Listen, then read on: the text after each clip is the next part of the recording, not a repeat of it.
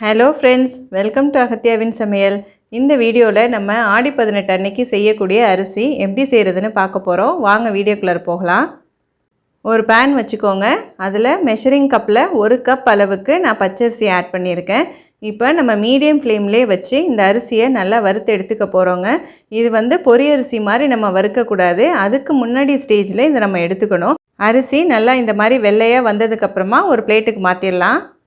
அடுத்து நம்ம பாசிப்பருப்பு ஆட் பண்ணி அதையும் நல்லா வறுத்துக்க போகிறோம். இதோட கலர் மாறக்கூடாதுங்க. லைட்டாக அந்த வாசனை வர அளவுக்கு இதை வறுத்து எடுத்துக்கோங்க. நான் 1/4 கப் அளவுக்கு பாசிப்பருப்பு ஆட் பண்ணியிருக்கேன். 2 டேபிள் ஸ்பூன் எள் ஆட் பண்ணியிருக்கேன். நான் வெள்ளை எள் ஆட் பண்ணியிருக்கேங்க. கருப்பு எள் வேணாலும் நீங்கள் ஆட் பண்ணிக்கலாம். பேனை நல்லா ஹீட் பண்ணிவிட்டு அதுக்கப்புறமா எள்ளை ஆட் பண்ணுங்கள். அப்போ தான் போட்ட உடனே உங்களுக்கு எள் நல்லா பொரிய ஆரம்பிக்கும். இந்த மாதிரி பொரிஞ்சதுக்கப்புறமா இதை ஒரு பிளேட்டுக்கு மாற்றிக்கலாங்க. அடுத்து 1/2 கப் அளவுக்கு நான் தேங்காய் துருவல் ஆட் பண்ணியிருக்கேன்.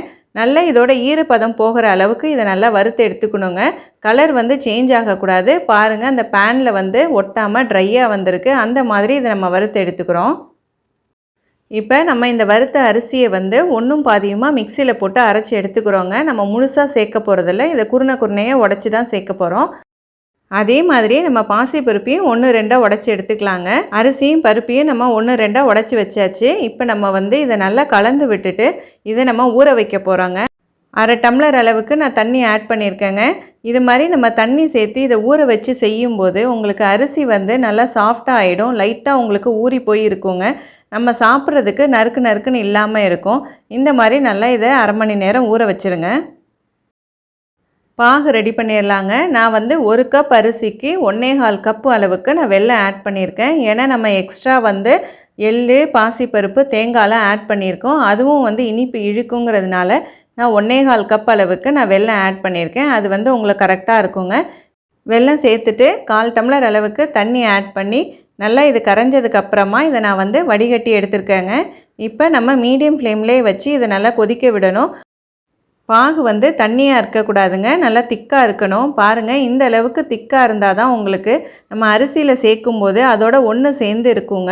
இல்லைனா அரிசி தனியாக பாகு தனியாக இலகி போய் இருக்கும். நம்ம கையில் எடுத்து கொடுக்கும்போது தண்ணியாக வந்துடுங்க. இந்த மாதிரி நல்லா திக்காக ஆனதுக்கப்புறமா நம்ம இதை அரிசியில் சேர்த்துக்கலாம். 1/2 மணி நேரம் ஊற வச்ச அரிசியும் பருப்புங்க இது. பாருங்கள், நல்லா ஊறி வந்திருக்கு. கையில் நம்ம எடுத்து பார்த்திங்கன்னா நமக்கு பிடிக்கிற அளவுக்கு வரும். நல்லா ஊறி இருக்குது பாருங்கள். இப்போ இந்த அரிசியை நல்லா கலந்து விட்டுட்டு நம்ம எடுத்து வச்சுருக்க பாகை இதில் ஆட் பண்ணிக்கலாங்க. ஏற்கனவே நம்ம வறுத்து வச்சுருக்க எள்ளை ஆட் பண்ணிக்கலாம். தேங்காய் துருவல் ஆட் பண்ணிக்கோங்க. 1/2 டீஸ்பூன் அளவுக்கு ஏலக்காய் தூள் சேர்த்துக்கலாங்க. சேர்த்துட்டு இப்போ எல்லாத்தையும் நல்லா இதை கலந்து விட போகிறோம். பாருங்கள், நம்ம சேர்த்துருக்க வெல்லம் கரெக்டாக இருக்குது. ரொம்ப தண்ணி ஆகாமல் இந்த அரிசியோட ஒன்று சேர்ந்து இருக்குது பாருங்கள். அதே மாதிரி தேங்காயும் நீங்கள் துருவலாக சேர்த்திங்க அப்படின்னா ஒன்று சேர்ந்து இருக்குங்க.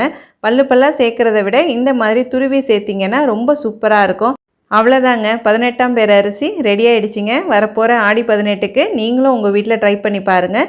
இந்த வீடியோ உங்களுக்கு பிடிச்சிருந்ததுன்னா என்னோடய சேனலை லைக் பண்ணுங்கள், ஷேர் பண்ணுங்கள், சப்ஸ்கிரைப் பண்ணுங்கள்.